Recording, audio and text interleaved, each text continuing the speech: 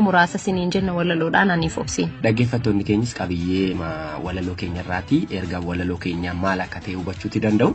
Mee walaloo kana dhaggeeffanneeti immoo ammas walitti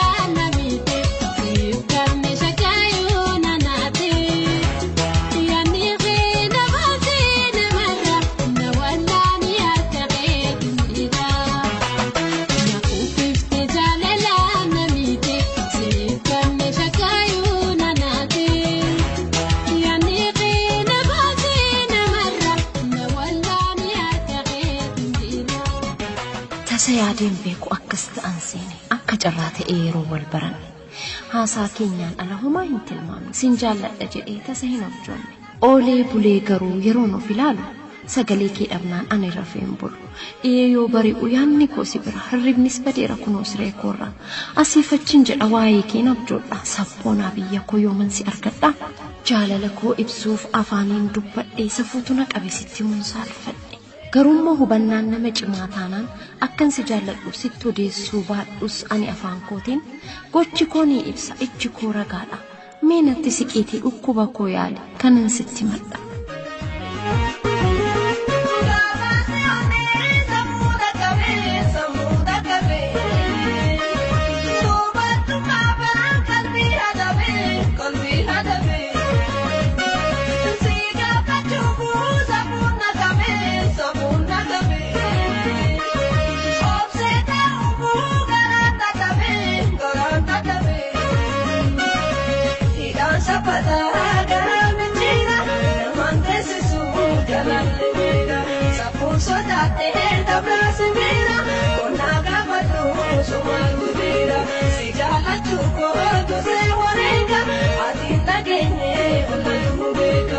Kita jadi no perranega, chico tate boda sandiga. Riki jaja la rato que tu que najira, aone ko pa ko tu ko sibira. Sunsiga paleyo wanati ko sita, tobe tu mera akuma sokita. Dhiyootti dhiisneetu fagootti barbaanne jedhamee yeroo makmaakamu akka hin dhageenye taa'iffanni seefan ka'ee qabuu dhabe akka isa duraa of biraatiin dhabe tabjaajji ajaamaa kan uleerreen qabne muka satti bu'u kan irraan cabsanne carraa argatetti kan hin fayyadamne ani maaluman jedhama ajaa'iba rabbii yoo batanii ilaalan tafkiin ija qabdi isa akka koommoo kan hin qabne qalbii sirriitti ilaalanii yoo hubatan qalbiin ija miti dhiisaa funyaan suufuun qabu arraballeen qabu kan ittiin lallabu isa akka koofoo kunuyyuun xiqqaata maaloo bareeddeetti carraanaaf kennitaa laata si hubachuu dhabuu koof dhiifama naaf goota amma si jaallachuu koo lapheen naaf hubattaa dhuguman siin jedhaa kunoo na agartaa egan si hubadhee jaalalaan qabame lapheen koo hiddamee onneen koo saamame dachaa kan kee duraan jaalalaan miidhame an dur yoomin beekee ammuman hubadhee maaloon dallaniini an kunoo gubadhee cilee ta'uu gadheen dhufee sitti madhee. Amma si jaallu anatu beeka keessa garaa koo rabbina arga ija koo duraa si dhabuu fedhoo barbaadu ani.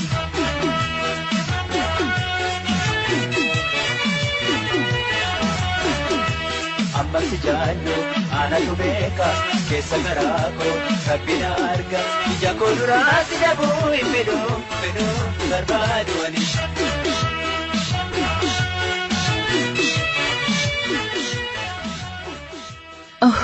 Yaa bareedaa koo yaa ilma biyya koo siif galeeraa edaa ansi filachuun koo haasaan kee kolfi kee qoosaaf qoccolloon kee maal jedhee maal isa waa'ee amala kee kunoo booji'amee an jaalala keetiin yoomiyyuu sin jaal'a na amaneen shakkiin ati goota anaaf barsiisaa jaalalaa kottu natti siqi hin taa'in alaala miira koo hubadhu jaalala naaf kenni onnee koo fudhadhu kan keetis naaf kenni lubbuun keenya tokko taatee haa jiraattu ani siif ati naaf ni taana maraatu.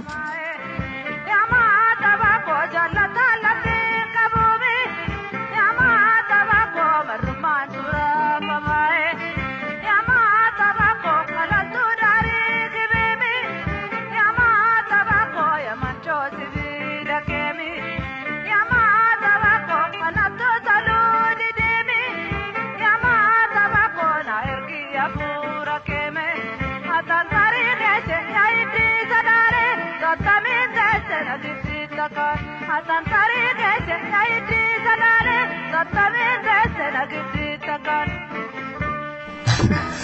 Ya jaalala dhugumattuu qophii keenya har'a yeroo eegallu abjuu fi jaalala wanti hin danda'amne hin jiru jedha walaloon keenya immoo ni taana maraatu yoo jedha waan gaariidhaaf maraachuun beessa miti daanuu jaalalli maraatus nama gochuu danda'a jechuudha. Kan dhaggeeffachaa jirtan qophii dambalee jaalalaati. Kabajamtoota dhaggeeffattoota keenya qophii keenyatti bashannanaa akka jirtan abdii guddaa qabna. Ammas qophiin keenyatti fufa. Amma ammoo jaalaluma odeessaa oollee kanarratti namoota mudannoo qaban dubbisnee jirra. Egaa waan hedduutu nama mudata.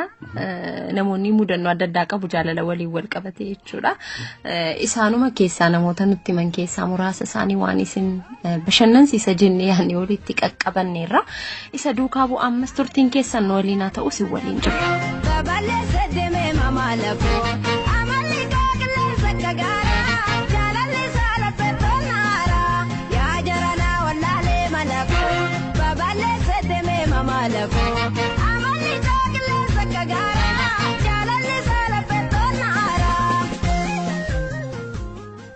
mudannoon jaalalaa ni qabu kana yaadadhu jechuudha kutaa 10 yeroon baradhu intala wayii jaaladheen ture.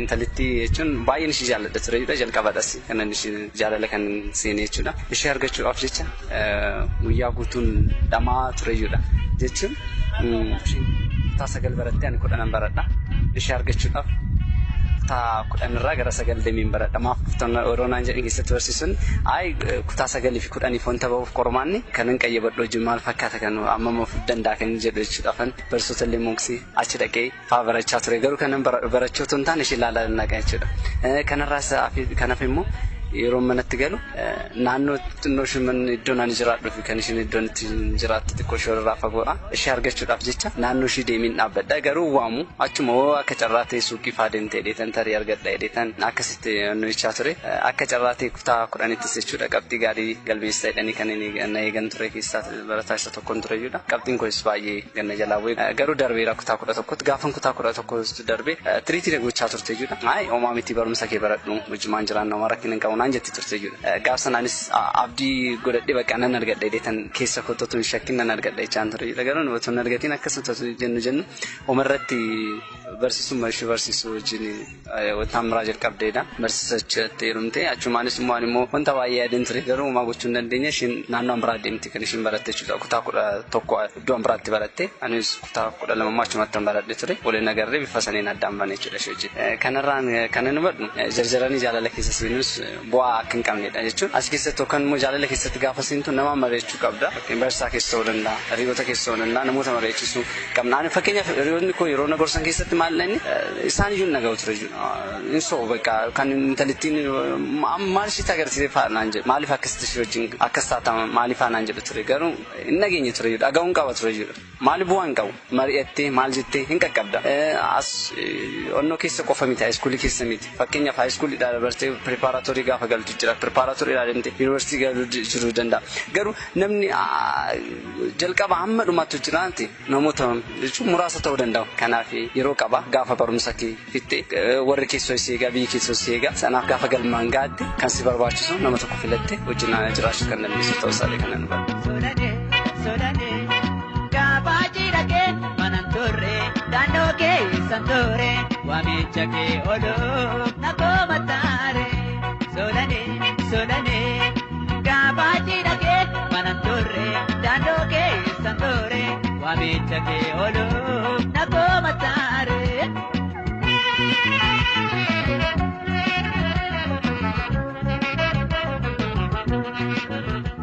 Mucaa tokko kan hin jaaladhu jira ture otoon gaafatiin darbee waa baay'eetti miidhameera meebii ergasii otoon gaafadhe ta'ee yaada koo keessa naanna'a amma kanaan booda nan biraas jaalachuu waan hin dandeenyeef baay'ee isa yeroo yaadadhu baay'een gadda.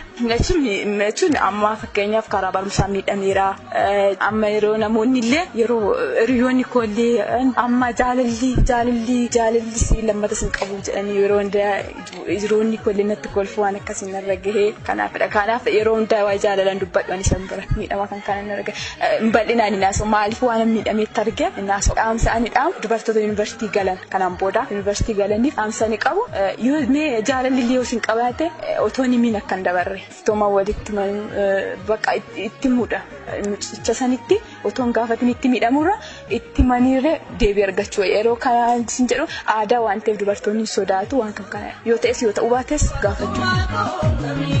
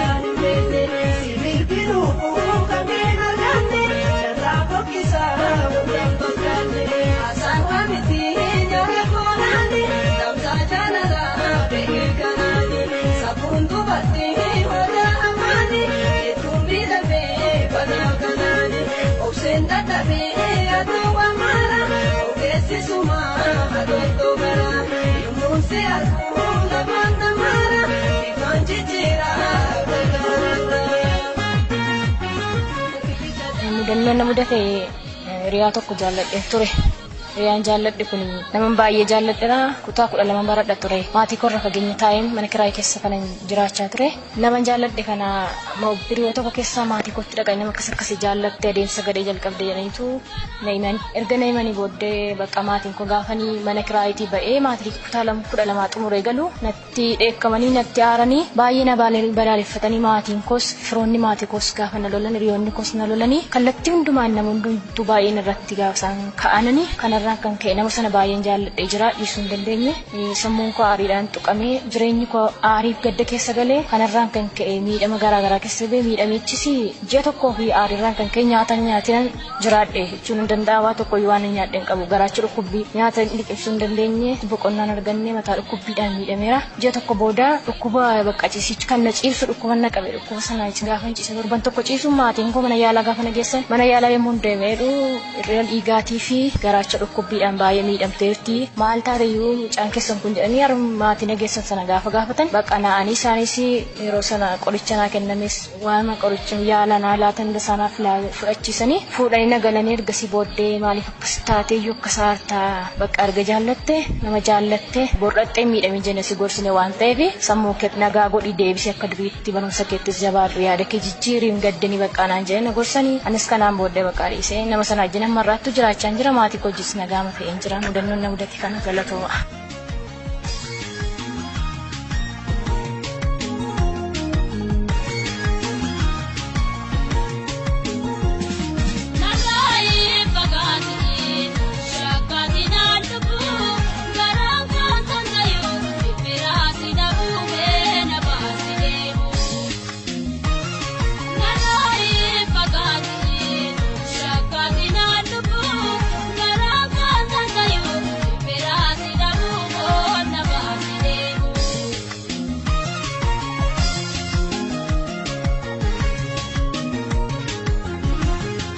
Hayyeegaa kabajamtoota dhaggeeffattoota keenyaa mudannoo namoota kanneen irraa waa guddaa akka barattan akkasumas immoo akka itti bohaartan abdii guddaa qabna. Egaa waan hedduutu nama mudata jiruuf jireenya namaa keessatti isinis mudannoo yoo qabaattan karaa toorota bilbila keenyaa nutti himuu dandeessu dabalataanis karaa iimeelii keenya djofckbk@gmail.com irratti yoo nu barreessitan nu qaqqabuu danda'a nuti immoo deebisnee isin biraan keenya jechuudha. Eeyyeen egaa kabajamtoota dhaggeeffattoota keenyaa amma ammoo jalqabaa sagantaa keenya keenya irratti jaalalli akkam nama godhaasa jedhu ilaallee turre. Jaalala sana keessatti ammoo mudannooleen jiran ilaallee turre. Mee kana hundumaa kanneen darbanii sadarkaa wal baruu wal jaallachuu mudannoo bira darbuu kana keessa ba'anii gara kaadhimummaatti warra deemaniif ergaa qabnamti.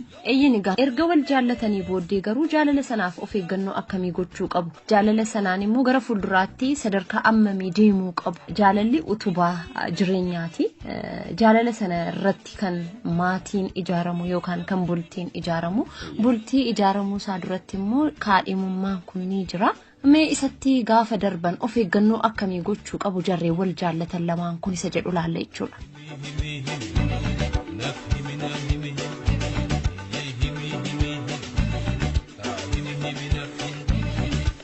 Wal baruu irraa gara kaadhimummaatti darbuuf wantoota beekamuu qaban. Namoota wajjin keessumattuu saala faallaa wajjin yommuu wal barru mata dureen nuti waliin haasofnu waa'ee mataa keenyaa, waa'ee naannoo jiraannu, waa'ee barumsa keenyaa fi gosa nyaataa fi dhugaatii jaallannu ta'a. Yeroo wal shaakalaa deemnu immoo waa'ee amantii keenyaa, waa'ee walitti dhufeenya keenyaa, waa'ee walitti dhufeenya dhiiraa fi durbaa, waa'ee ilaalcha namootaa ta'a. Wal baruun sun yommuu jabaataa deemu immoo waa'ee miira keessa keenyaa, fedhii keenyaa fi karoora keenyaa, madda gaddaa fi gammachuu keenyaa kaasuudhaan taphachuu jalqabna. Walitti dhiyaachuu isa xumuraa miiraa fi fedhii ofii yommuu waliif ibsitan walitti dhufeenya gaariitu gidduu keessan jira jechuudha. Walitti dhufeenya gaarii kanaan da'attee hawaasummaa keessan cimsaa gara kaadhimummaatti darbuu irraa of hin qusatiin. Shakkii fi sodaadhaan waan qabamteef yaada waa'ee jaalalaa fi kaadhimummaatiif qabdu baaftee dubbachuu dadhabdee cinaa marsuudhaan yeroo kee balleessin. Akkuma haadha kee fi obboleettii keetii durboonni kaanis nama guutuu waan ta'aniif kan caalu itti dhiyaattee michoomfachuu hin sodaatiin. Durboonnis hiriyaa dhiiraa qabaachuu ni barbaadu.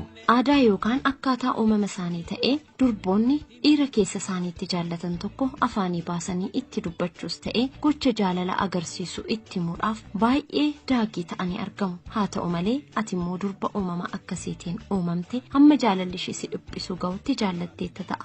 Kaadhimaa kee godhachuudhaaf tooftaawwan ati itti fayyadamtees bu'aa qubsaa siif hin kennini ta'a. Rakkoo akkasiitiif furmaanni isaa kunooti.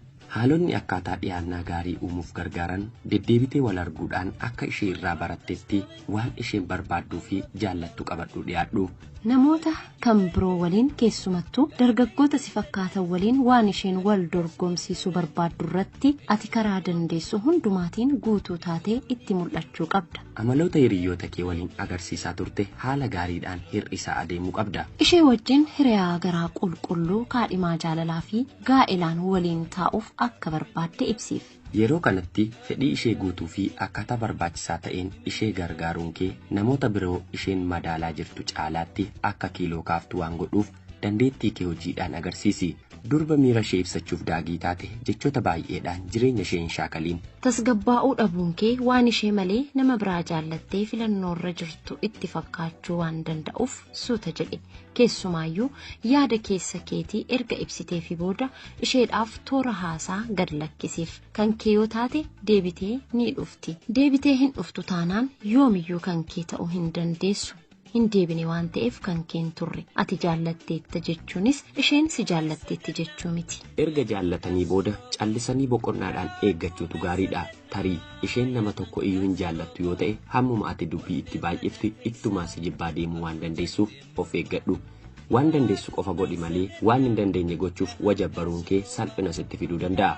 Sin jaallanne sin jaallattus yoo ta'e akka isheen si jaallattu gochuuf kiyyoo fuuldura naquun ni danda'ama. Kiyyoon kun garuu simbira halkanii malee gugee qabuu hin danda'u. Waan hin taanee fi hin danda'amne gochuu fi taasisuun waan hin danda'amneef dhiisuu jechi jedhu akka uumamee jiru hin irraanfatin. Kabaja mucaa durbaa tokkoof ta'u hammuma kennaa fi adeemtu carraa itti dhiyaachuu uummachaa adeemta akkasumas gara keetti ishee affeeraa jirtaa jechuudha. Amala gaariidhaan onnee durbaa amanamtuu fi cimtuu taate hatuu ni dandeessa. Amalli gaarii fi nama kabajuun amaloota ati ittiin beekamtu keessaa warra gurguddoo siifaa ta'an. Durba jaallattu tokko dhabuu mannaa waan ta'uu hin dandeenye taate waan hin qabnes qaba jettee dubbachuu kee yeroo fi bakki otoo ifan baasin waan hin hafneef gochaawwan akkasiirraa cimsii of eeggadhu. Kennaa kennituufiin hawwachuu yaaluun kee kennicha fudhachuuf fedhii isheen qabdu guddisuudhaan xiyyeeffannaa ishee sirraa kaasuu waan danda'uuf yeroo kennaa kennituufiitti waan barbaachisu qofa eeggannoodhaan godhi. Kennaa kennuun kee akka ati ishee jaallattu agarsiisuu qofa malee ittiin ishee harkisuudhaaf ta'uu hin qabu. Durba itti dhiyaatti tokko wajjin haftee jiraachuudhaaf yoo carraa argatte yeroo ishee taasiftutti eeggannoo guddaa gochuutu si barbaachisa. Tokko tokkoon dubbii afaan kee keessaa ba'u ragaa madaala isheen si madaaltu waan ta'eef of eeggadhu. Ishee waliin mari'achaa yommuu yeroo dabarsitu waa'ee kee itti himta malee yeroo kophaa jirtan dhimma walii haasa'uu hin dandeessanii. Kanaafuu akka isheen waa'ee kee haasoftuuf karaa fi carraa kenniif dhiibbaas irratti taasisi. Yeroo isaatti waan barbaachisaa qofa haasa'i. Bakkaa fi yeroo hin barbaachifnetti mata duree hin barbaachifne hin kaasiin. Dubbii kee keessatti waadaa hin barbaachifne hin seenin. Akkas siif gochuufan ture akkasiin siif godha jettee abdii kennu mannaa waan dandeessu yoo ta'e yeroodhuma sana raawwadhu.